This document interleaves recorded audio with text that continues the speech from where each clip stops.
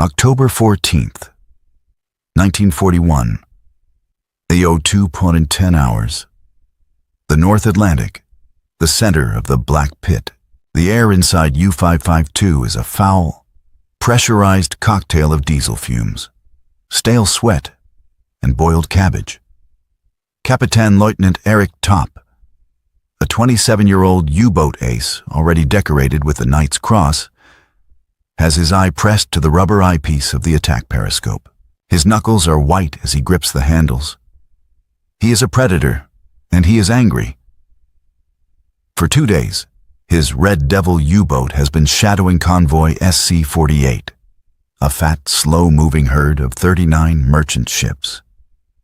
But they have an escort, a persistent, annoying escort. Up periscope. The hydraulics whine. Top sweeps the horizon, a black, heaving mass of water and spray. He finds his target. There, he hisses. In the crosshairs, silhouetted against the weak moonlight, is the escort. It is not a sleek, powerful destroyer. It is not even a proper sloop. It is a Flower-class corvette. She is tiny, barely 900 tons, and she is rolling violently, her mast describing a sickening 40-degree arc through the sky. She looks, Top thinks, like a bathtub toy in a tempest. His sonar operator reports, "Sir, ass-stick bearing, green 20. It's the Canadier." Top allows himself a thin, contemptuous smile. "The wavy Navy," he mutters. He has seen these ships before. They are a joke, they are crewed by amateurs, and they are about to get a lesson from a professional. He is blind, Top says. He pings too fast. He doesn't listen. Bring tubes 1 to 4 to readiness. We will go straight through his screen, on the open bandstand bridge of His Majesty's Canadian ship Levis. Lieutenant Commander James H. Jim Rowland, RCNVR, cannot feel his face. He is 30 years old. 2 years ago, he was a land surveyor in northern British Columbia, mapping forests that had never seen a man. Tonight, he is clinging to a frozen steel rail as 30-foot waves of green-black water try to rip him from his post. His ship, the HMCS Levis, is a flower, a ship based on a civilian whaler design, built in a Quebec shipyard by men who used to build bridges. It was never meant for this. The North Atlantic in October is not a place for whalers. It is a place for monsters. The man at the Aztec Dome, able seaman Thomas "Tom" Pelly, is a 19-year-old from Moose Jaw, Saskatchewan.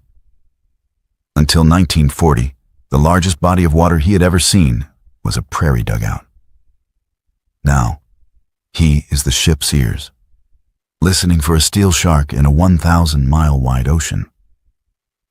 "Anything. Songs?" Roland shouts over the shriek of the wind. Nothing but water, sir," Pelly yells back, his voice tight with exhaustion and nausea. The sea. It's just noise." He is right. The storm is creating so much reverb that his sonar, the Type 123 Aztec, is useless. Every wave crest, every bubble, sounds like a contact. The U-boat is out there. He knows it's out there. But he is effectively blind. This is the Royal Canadian Navy Volunteer Reserve, the RCNVR, the Wavy Navy. When war broke out, Canada's entire professional navy consisted of 6 destroyers and a handful of minesweepers. It was a coastal defense force, nothing more. But the call went out. And from the endless prairies of Manitoba, from the bank teller windows of Toronto, from the logging camps of Quebec, 90,000 men volunteered. Farmers, lawyers, shoe salesmen, university students, men who had only seen the ocean on a postcard. They were given a few weeks of square bashing on land, taught how to maybe fire a gun, and then shoved onto these tiny, cheap corvettes, so named because they were mass-produced and cost a fraction of a real destroyer. Their only distinction from the handful of real sailors was the wavy, gold braid stripes on their cuffs. To the professional, hardened Kriegsmarine aces, men like Top, Kretschmer, and Preen, these men were not sailors. They were farmers in life jackets. They were a nuisance to be swatted aside. Aboard U-552, Top is inside the screen. He has contemptuously slipped past the Levis in the storm, diving deep under her. Knowing her inexperienced sonar operator wouldn't be able to distinguish his propeller beats from the storm's chaos. Now he is in the middle of the herd. Target 1, large freighter, range 800 meters. He is calm. This is a day at the office. Roar eins. Los. Tube 1. Fire. The U-boat shudders as the electric torpedo is expelled. Roar 2. Los. 2 torpedoes race, silent and wakeless, toward their targets, on the bridge of the Levis. Jim Rowland sees it. A sudden, blinding flash on the horizon. A column of orange and black fire that punches a hole in the night. Ship hit! Starboard bow! The lookout screams, before Rowland can even give an order. A second explosion, brighter and more terrible, erupts. 2 ships hit simultaneously. Hard a starboard! Rowland roars. Full ahead, Sank, find him. He's in the convoy. The Levis turns, her tiny hull shuddering as she crashes into the waves, racing toward the burning ships. But it's a trap. Top is still there. He has reloaded. He watches the farmer captain do exactly what he expected, race toward the flames, abandoning his search pattern. He is a fool, Top says.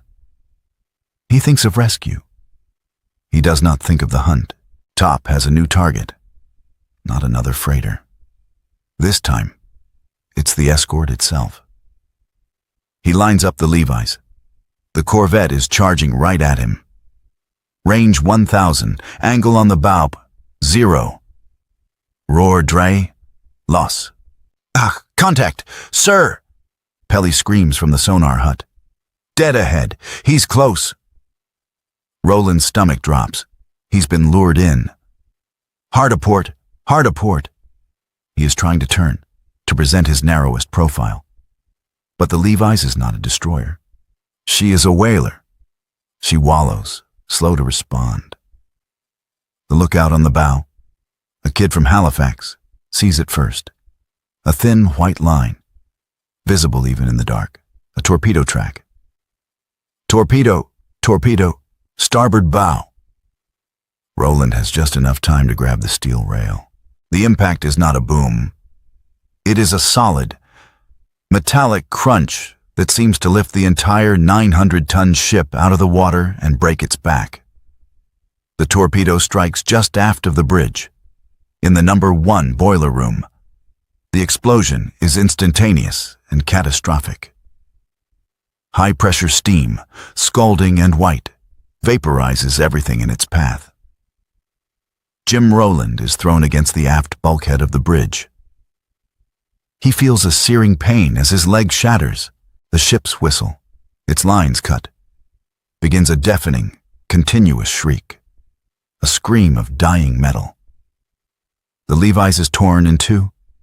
The bow section, where Pelly the sonar operator was, is gone. It vanishes in less than 10 seconds. The stern section, where Rowland is still afloat, but only just. The lights are out. The engines are dead. There is only the sound of the wind, the whistle, and the screaming of his men, miles away. Eric Top watches through his binoculars from the conning tower of U-552. He sees the corvette disappear. He sees the burning freighters. He logs the kill. 1 corvette, Levy's, 1 freighter, sunk, 1 freighter, damaged. He dictates a signal to Befehlshaber der U-Boote, U-boat command. He reports the success of his attack on SC-48. His report confirms what Dönitz and the entire U-boat arm believes. The Canadian Wavy Navy and their cheap corvettes are not a defense. They are targets. They are farmers, playing at a game of professionals. Jim Rowland, clinging to the sinking wreckage of his bridge, watches 2 more of his convoy's ships get torpedoed over the next hour. He is a land surveyor. He is surrounded by his dead crew, most of them boys who had never seen a ship before the war, and he has just learned, in the most brutal way possible, that the Germans are not just laughing at him. They are right to laugh. His rookies, his farmers, are not ready. Not by a long shot. February 22nd, 1942, 01:30 hours. The North Atlantic. Convoy on 67. Sub-Lieutenant Kenneth Ken Martin, RCNVR, stares into the blackness from the port wing of HMCS Chicoutimi. His face is a raw, cracked mask of salt. He is 20 years old. 9 months ago. He was an apprentice teller at a Royal Bank of Canada branch in Winnipeg, Manitoba. His greatest professional challenge, a miskeyed ledger. Now, he is responsible for the lives of 80 men on a 950-ton flower in the middle of a force 10 gale. Biscuits, he mutters to himself. The sailors' slang for the depth charges. Tea, kai, cocoa. That was his training. He was taught to identify ships, to navigate by the stars. He was not taught this. This was the relentless, grinding, soul-destroying reality of the mid-ocean escort force. For 10 days, they have been fighting a sea that feels solid. The Chicoutimi does not sail.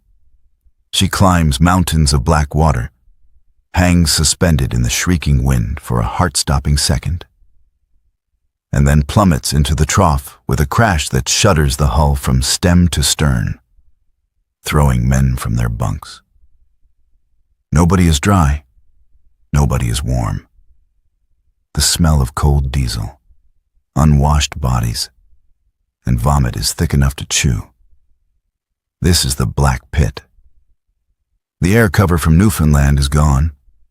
The air cover from Iceland is still 500 miles away. They are utterly, completely alone, except they are not. In the conning tower of U-123, Kapitän-Leutnant Reinhard Hardagen, a hard-charging, decorated ace, smiles as he lowers his binoculars. He is in the middle of his second happy time, a period of virtual slaughter off the North American coast. They are blind, he says to his first watch officer. He is surfaced, running on his diesel engines at 17 knots, easily keeping pace with the 7-knot convoy.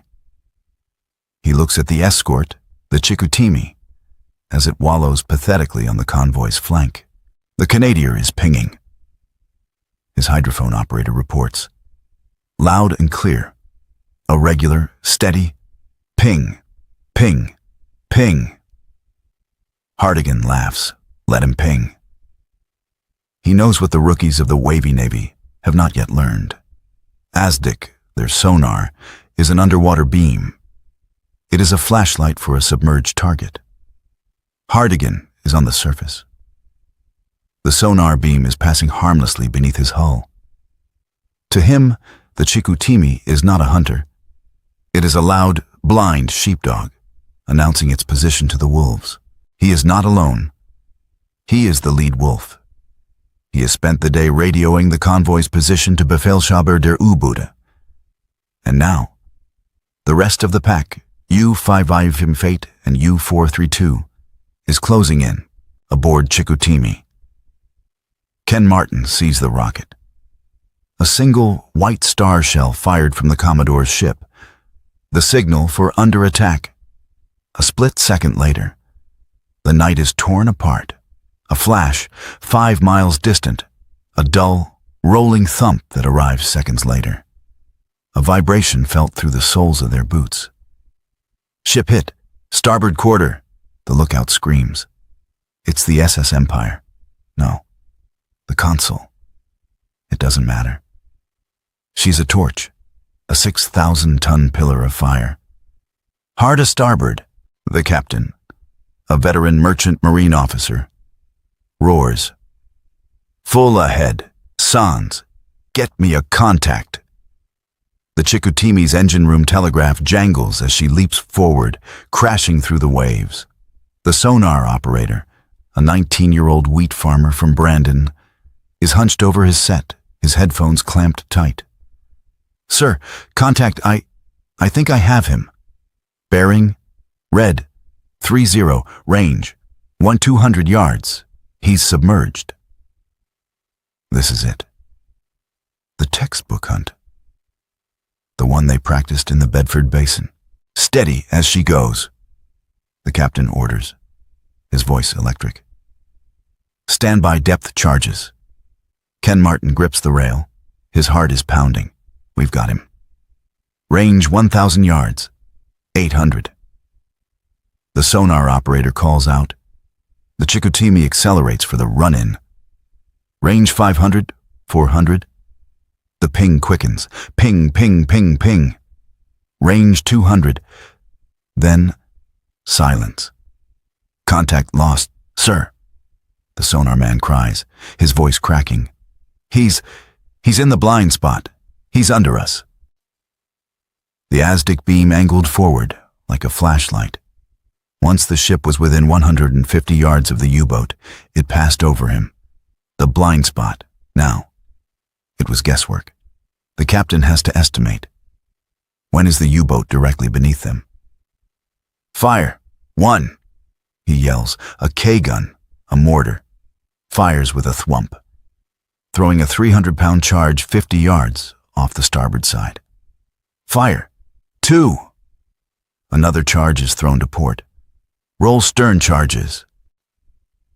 The crewmen on the fantail kick the levers, and 2 more ash cans roll off the stern. Ken Martin counts. 4, 3, 2, 1. Whom, whom, whom, whom. The stern of the Chicoutimi is lifted bodily from the sea by the concussion. 4 colossal plumes of white water erupt. The ship's plates ring like a bell. Hard a port. Let's see what we've got, the captain orders, circling back. The sonar man is listening, his face a mask of concentration. Searching, searching. Nothing. Sir, just reverb. Wait, contact. No. False echo. Sir, I've lost him. The captain smashes his fist on the frozen steel of the bridge. Damn it. He's gone. While they were busy hunting this ghost, a second ship, on the other side of the convoy, explodes. Whoom! And then a third. Ken Martin looks at his captain. The realization is cold and sick. Sir, Martin whispers, they're toying with us. The submerged contact was a decoy. Or it was the U-432, which had dived deep after firing, acting as a noisy distraction to pull the Chicoutimi away. The real killers, Hardigan in U-123 and another in U-558, were still on the surface, on the other side of the convoy, sinking ships at their leisure. The wavy Navy was hunting for a submerged submarine in a textbook drill, while the Kriegsmarine was fighting a surface torpedo boat action in the dark, and winning. Dawn, February 23rd. The convoy is a shattered wreck. 4 ships are gone. 2 are stragglers, their engines damaged. The Chicoutimi is no longer a warship. She is a rescue boat. Ken Martin, the bank teller, is leaning over the side, hauling men aboard. They are not men. They are black, shapeless things, coated in thick, freezing bunker oil. Their screams are thin, like birds. He pulls a man onto the deck. The man's arms are frozen solid to his chest. His eyes are wide, white, and already dead. They are farmers, bankers, and students. And this is their classroom. They are learning that their ships are too slow. Their sonar is blind to the real threat. Their tactics are useless. And the Germans are right. They are losing the war. They are losing their friends. They are losing their minds.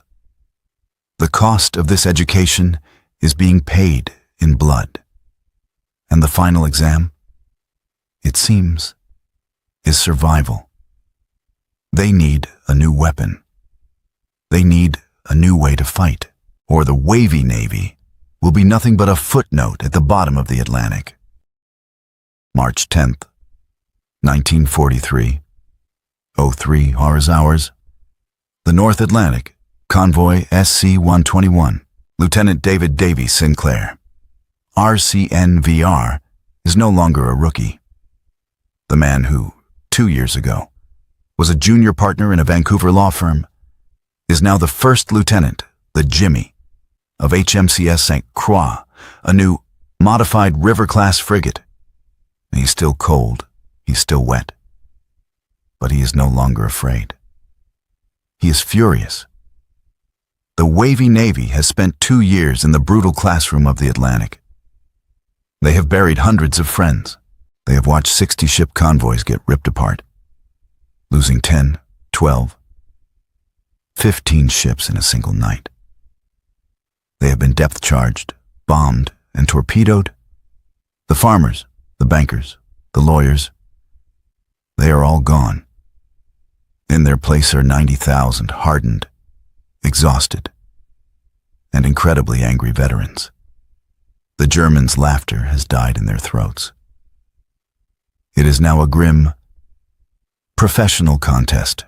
Davy Sinclair stands in the frigate's Action Information Center, AIC, a dark, cramped compartment that smells of ozone, stale coffee, and sweat.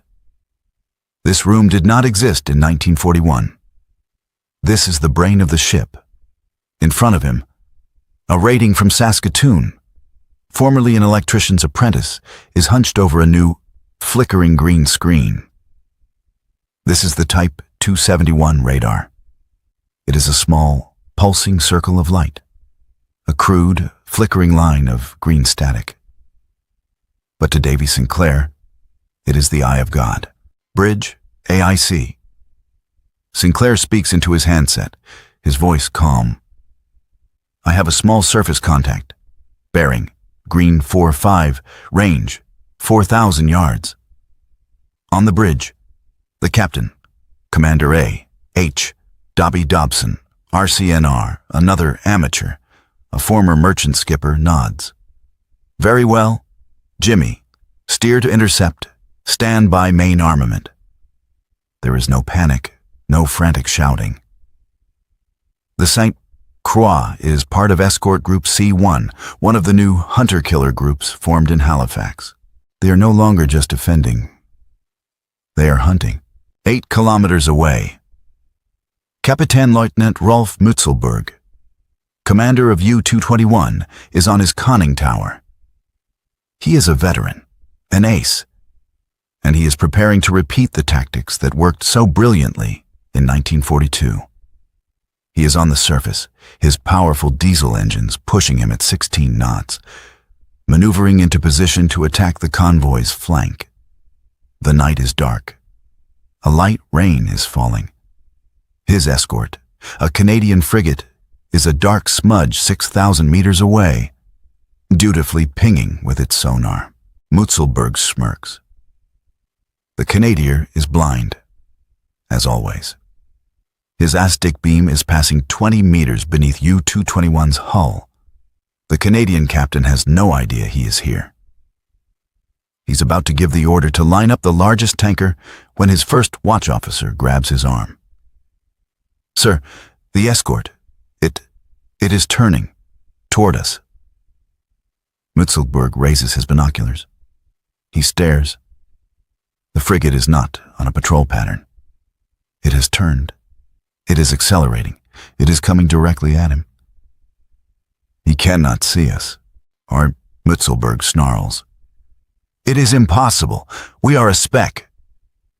The frigate is now 3,000 meters away, closing fast. He is still coming at us. He is not pinging. How? The realization hits Mützelberg like a physical blow. Radar, the rumors from other U-boats. The impossible, uncanny accuracy of the new escorts. They were true. Alarm! Alarm! Tauchen! Tauchen! Dive! Dive! The klaxon blares. Mützelberg and his lookouts tumble down the hatch. U-221 crash dives, its bow angling steeply as it seeks the safety of the deep. The game has just changed. The U-boat's greatest advantage, the surface night attack, is over. Aboard St. Croix, the radar operator calls it out. Contact fading. Contact lost. He's dived, sir. He's ours, Dobson says, a grim satisfaction in his voice. He has forced the Wolf underwater. He has taken away the U-boat's 16-knot speed and forced it down to a 6-knot crawl. He has forced it into the one place it can no longer hide. Asdick, Dobson orders. Full search pattern. Find him. The sonar operator, a kid from rural Quebec, leans in. The ping. Ping goes out. The air is thick with tension. For 5 minutes, there is nothing. Just the hiss of the ocean. Wait, the operator says. Sir, contact. I have him. Bearing. Red 10. Range 2,000 yards. He's deep. I think 150 meters. Moving slow. Got you. Steer to attack, Dobson says. The St. Croix turns, lining up for the attack run. In 1941, this is when the guesswork would begin. They would have to charge in, lose contact in the blind spot, and drop a random 10-charge pattern, hoping for a lucky hit while the U-boat, hearing the run-in, would turn sharply and escape. But this is 1943, and the St. Croix has a new set of teeth. On the frigate's bow, Davy Sinclair is standing by the strangest-looking weapon in the Allied Navy. It is the Hedgehog.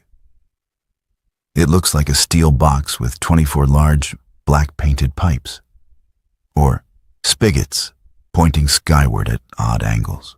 It is not a depth charge. It is a forward-throwing mortar. Hedgehog crew. Stand by, Sinclair yells. The sonar operator is calling out the ranges. Range 1,000 yards. 800. Steady on course. 500. The frigate is not accelerating. She's moving slowly, deliberately, at 8 knots, maintaining sonar contact. Range 300. The U-boat is directly ahead and slightly below them. Range 250. Firing range. Sir. Fire. Hedgehog, Dobson commands. With a sound like a dozen thunderstorms igniting at once, a deafening, metallic whoom ripple. The mortars fire. 2 by 2.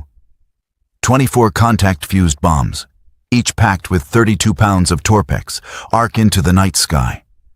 They fly 200 yards in front of the ship, landing in a perfect, lethal oval pattern. The St. Croix sails through the patch of water where the bombs landed. There is no explosion. The crew waits. The silence is unbearable. Hedgehog bombs only explode on contact. If they miss, they sink harmlessly. There is no moral victory blast like a depth charge. There is only success or failure. They wait. 5 seconds, 10 seconds, nothing. The sonar man's face is grim. No. Nothing, sir. I think he... Cthulhu. It is not the rolling whomp of their own depth charges. It is a different sound, a deep, solid, internal sound, a catastrophic, metallic implosion. A second, more violent krakoom follows, as the U-boat's own torpedoes detonate. The Sank cross shudders from the shockwave. The sonar operator is thrown back, ripping his headphones off as a deafening crunch sound floods his ears. The sound of a steel hull collapsing 150 meters below. He's gone. Sir, the operator screams, his voice cracking with disbelief. He's breaking up. I hear him breaking up. Aboard the bridge, men are silent. Some are shaking. One man throws up over the side. Davy Sinclair, the lawyer, leans against the hedgehog's blast shield. He looks at his hands. They are steady. The rookies have just executed a U-boat ace with the cold precision of a surgeon. The cheap corvettes and the farmer sailors, now equipped with British radar and a weapon that worked, were no longer the hunted. They were the hunters. And across the North Atlantic, the U-boat aces who had laughed at them were beginning to understand a new, cold, and lethal truth. The wavy Navy was coming for them. May 4th, 1943, 21 hours, the North Atlantic, convoy ONS-5. This is not a convoy. It is a battlefield. For 2 days, 42 merchant ships, escorted by the Canadian-led escort group C-1, have been fighting for their lives against a swarm of 51 U-boats. It is the single largest wolfpack operation of the war, and it is a swirling, chaotic vortex of fog, 100 meteoric gales, and burning ships. This is the climax of the Battle of the Atlantic. In the flooded conning tower of U-264, Captain Lieutenant Hartwig Lux, a veteran ace, is fighting to keep his boat from sinking. He has just been hedgehogged by the Canadian destroyer HMCS St. Laurent. The forward-throwing bombs missed, but the concussion of a nearby depth charge has ruptured a fuel line. He is blind, leaking oil, and desperately trying to escape. "Take her deep, 200 meters, he roars. "Rig for silent running." The ping, ping, ping of the St. Laurent's ass-stick is right above him. It is no longer the clumsy, searching ping of 1941. It is sharp, confident, and it is locked on. On the bridge of the St. Laurent, Lieutenant Commander Alan H. Baker, RCNVR, is chewing on an unlit pipe. He is 42 years old. Before the war, he was the headmaster of a boys' school in Regina, Saskatchewan. His job was shaping young minds. His job now is to kill them. "He's deep, sir," the sonar operator reports. His voice calm, making 150 meters, course 260. Moving very slow. "He's hurt," Baker says, more to himself than his crew. He looks at his radar plot, a chaotic mess of green smudges representing the scattered convoy, his other escorts, and at least 3 other U-boat contacts. "Sir," his first lieutenant, a former bank teller, says, "the convoy is wide open. The Commodore is screaming for us." Baker looks at the sonar plot. He can hear the distant thump of another freighter being torpedoed, miles away. He can hear the radio chatter, the calls for help. In 1942, he would have had to abandon the hunt to race back to the herd. "No," Baker says, his voice flat. "Our job is not to chase. Our job is to kill. He is ours. He does not get away." This is the new doctrine. This is the hunter-killer group. The wavy Navy has learned the most critical lesson of all. The only way to save a convoy is to sink the U-boats. "Signal Sackville," Baker orders, referencing a nearby corvette Form Operation Observation. We will hold him. She will creep. This is the next evolution. The creep attack. The problem with the Hedgehog, as good as it was that the U-boat could still hear the whir of the frigate's propellers accelerating for the run-in.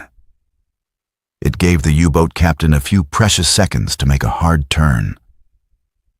The creep attack is a cold, two-ship execution aboard St. Laurent. Baker's ASDIC operator keeps the ping steadily on U-264. He is the pointer a mile away. HMCS Sackville, a tiny, original 1940 Flower-class corvette, one of the cheap ones, is now the executioner, her captain. A 28-year-old former lumber salesman from New Brunswick gives the order. Slow ahead, both engines, minimum revolutions. Make her quiet as a mouse. The Sackville begins to creep toward the contact.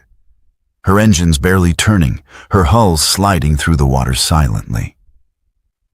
Aboard U-264, Hartwig looks is listening. The air is thick, the CO2 levels dangerously high. His crew is sweating, their knuckles white. The pinging, it is still there, his sonar man whispers. It is not moving. He is just watching us. Looks, feels a cold dread. This is wrong.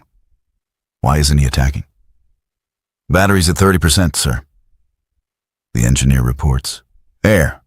Becoming foul. They are trapped. They cannot surface. The radar will find them. They cannot stay down. They will suffocate. They cannot run. Their leaking fuel makes too much noise. The pinging, just watching. Sir. The sonar man's voice breaks. I hear something else, very quiet. A different engine, very slow, coming from the port side. Looks' stomach drops. It's a trap. The pointer was a diversion. The killer is the one he cannot hear. Hard a starboard. Full. It is too late. Aboard HMCS Sackville. The creeping ship. The captain watches his sonar plot. He has no blind spot because he has a new weapon. The squid. It is a massive, 3-barreled mortar mounted on his bow. It is tied directly into the sonar. The ASDIC operator does not just find the target. He feeds the target's depth and bearing directly into the weapon's simple, analog computer. Target locked, the sonar man says. The captain nods. Fire, squid. There is no dramatic run-in. The weapons operator just pulls a lever. With a monstrous thoom, thoom, thoom, the 3 barrels fire, launching 3 390-pound bombs into the air. They sail 300 yards ahead of the Sackville and land in a perfect triangle, set to explode at the exact depth the sonar has calculated. Aboard U-264, looks and his crew hear it. Plop, plop, plop. 3 distinct, terrifyingly quiet sounds as the massive bombs enter the water directly above their hull. There is no time to do anything, no time to dive, no time to pray. The 3 bombs detonate simultaneously. A triangular box of 170 pounds of Minol-2 explosive. The pressure wave hits U-264 not as a single blow, but as a giant, crushing hand. The pressure hull, 200 meters down, implodes. The watertight compartments collapse like tin cans. The sea, at 2,900 pounds per square inch, bursts in, vaporizing the crew in a microsecond. Aboard the St. Laurent, Alan Baker is listening. His sonar operator winces, then reports.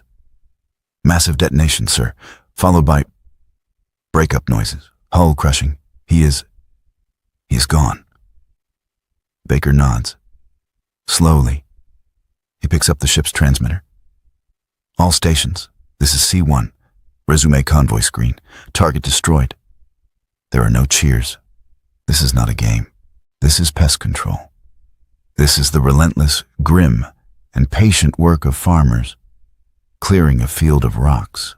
This one kill is a microcosm of a macrocosmic shift. All across the ONS-5 battlefield, the Wavy Navy and their British counterparts are doing the same thing. The Wolf Pack, 51 U-boats strong, is being torn to pieces. When the Battle of ONS-5 ends, the Germans have sunk 12 merchant ships, but the escorts, led by the Canadians, have sunk 6 U-boats and critically damaged 7 more, forcing them to retreat. Hitler's U-boat chief, Admiral Karl Dönitz, is stunned. He calls it a catastrophe. He writes in his war diary, "We have lost the Battle of the Atlantic." The month, May 1943, will be known as Black May to the Kriegsmarine. The farmers, the bankers, the lawyers, the rookies have just broken the back of the U-boat arm.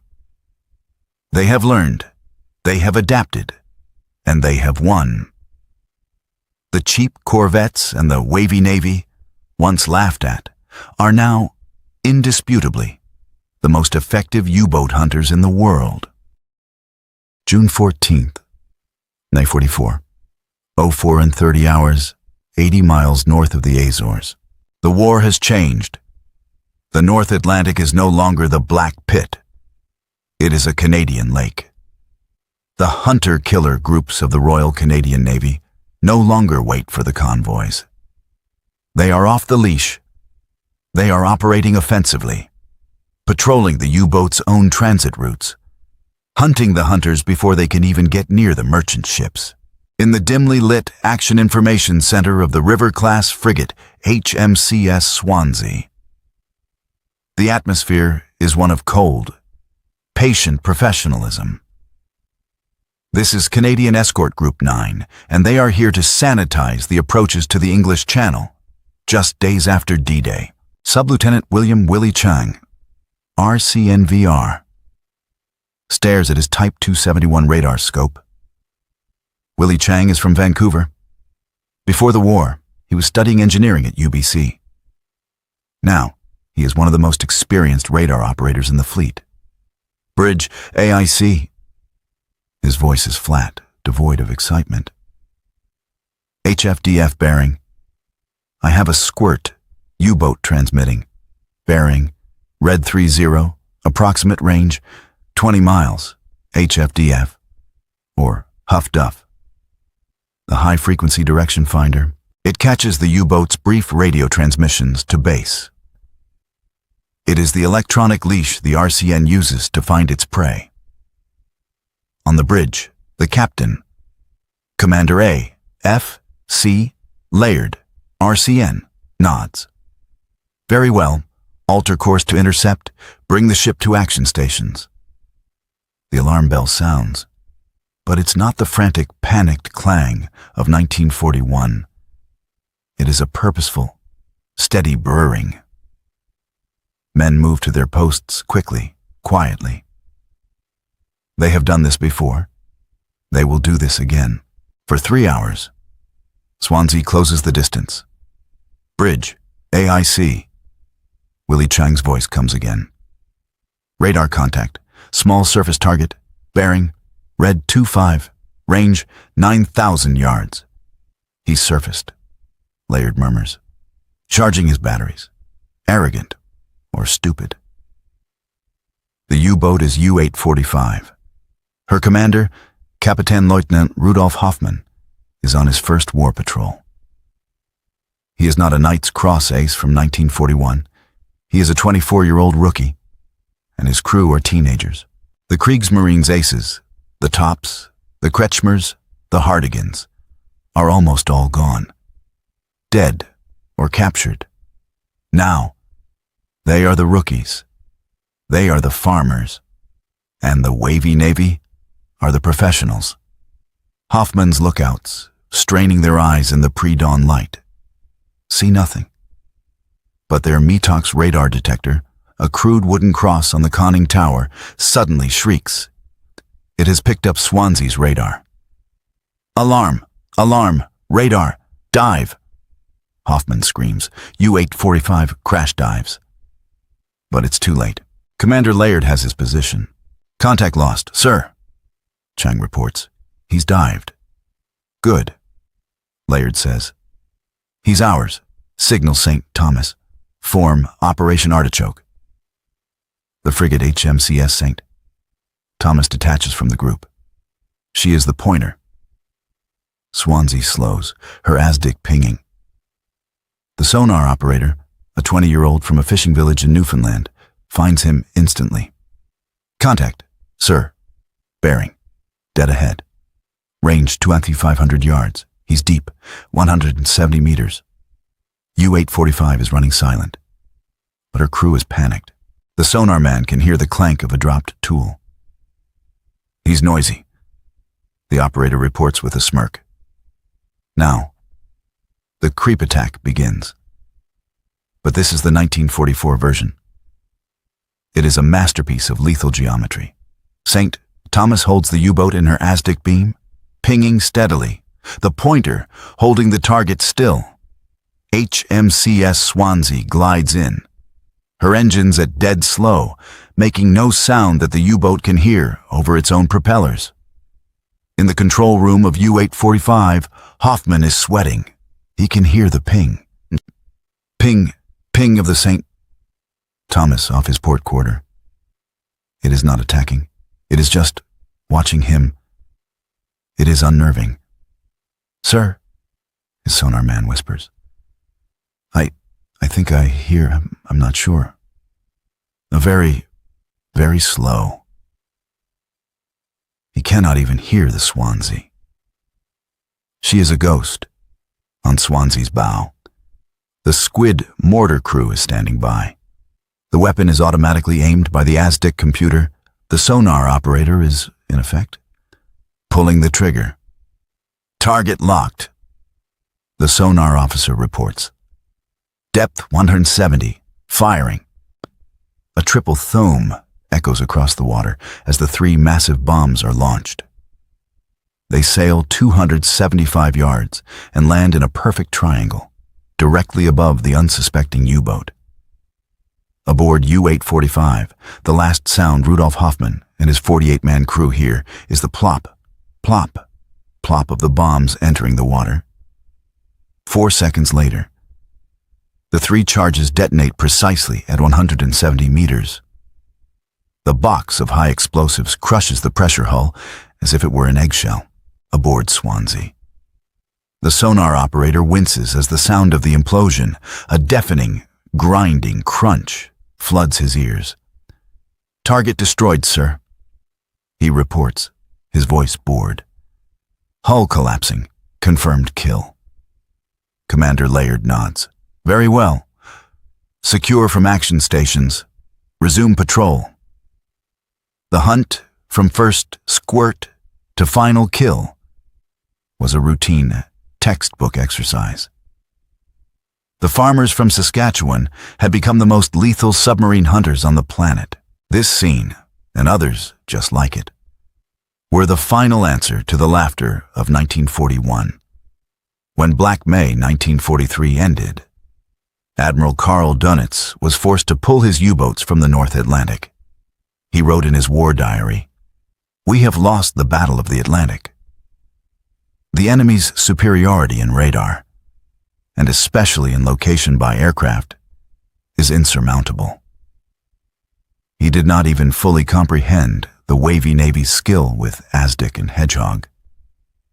The hunter-killer groups of the RCN took over the North Atlantic. From 1943 to 1945, they became the masters. The convoys were so safe that the RCN was assigned the most critical, most important convoy of the war, the D-Day invasion fleet. By the end of the war, the statistics were staggering. The Royal Canadian Navy escorted 25,143 merchant ships across the Atlantic. These ships, protected by the cheap corvettes and the farmer sailors, delivered 181.6 million tons of cargo to Europe. Without these supplies, Britain would have starved, Russia would have fallen. D-Day would have been impossible. And the cost? It was horrific. The Levis, the Spikenard, the Shawinigan, the St. Croix, the very ship that had demonstrated the Hedgehog's power, was herself caught and sunk by a new acoustic homing torpedo in September 1943. Over 2,200 sailors from the Royal Canadian Navy died. Over 1,600 Canadian merchant seamen went to the bottom with them. Their only grave was the black pit they had fought so hard to conquer. But what of the final tally? What of the joke? By May 8, 1945, the Royal Canadian Navy, the force of 90,000 Wavy Navy volunteers, was officially credited with the destruction of 31 enemy U-boats. This number, confirmed and cross-referenced, was staggering. It meant that this tiny, amateur, farmer Navy had, ship for ship, sunk more U-boats than any other single Allied group. The RCN, which started the war with 6 destroyers, ended it as the third largest navy on Earth, with over 900 ships. It was a transformation unparalleled in naval history. The rookies, who had been laughed at by Eric Topp, had learned their trade in the most brutal classroom in the world. They had learned from their dead. They had adapted, they had innovated, and they had become the professionals. They had, in the end, won the single most important battle of the Second World War. The laughter from the conning towers of the U-boats had long since been silenced, replaced by the relentless, patient, and lethal ping of the Canadian hunters.